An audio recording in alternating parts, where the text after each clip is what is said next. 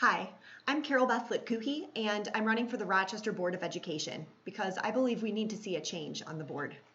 We need trustees who will acknowledge areas of improvement and ask the right questions if we want to strive towards excellence. Now, we can celebrate how we're doing academically compared to other public schools in Michigan or in our nation, but is that really who our kids will be competing with for limited university spots? The truth is, a lot of factors contribute to a school district's success. Wealthy areas tend to do very well. Kids from two-parent households with educated and involved parents who are able to afford things like outside tutoring are at an obvious advantage.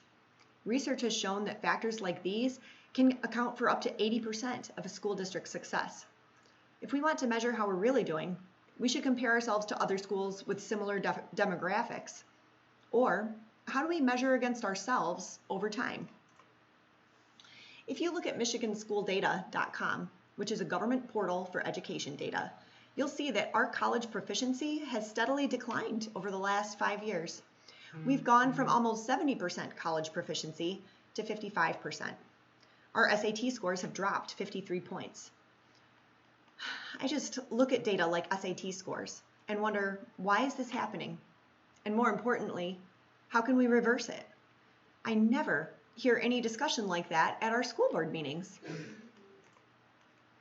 We graduate 96.3% of students. That's great. But what happens when students get to college? How many get into their first choice? How many graduate versus drop out? How many finish in 4 years? How many need to take remedial classes in order to learn what we might have failed to teach? That sort of thing is a more true measure of whether our kids are college ready. Colleges have that data, and they're willing to share it if the district asks. Are we asking? Now, I understand it's tough hearing criticism. I've never said our schools are bad. My kids go to these schools. But I am concerned about the declining trajectory.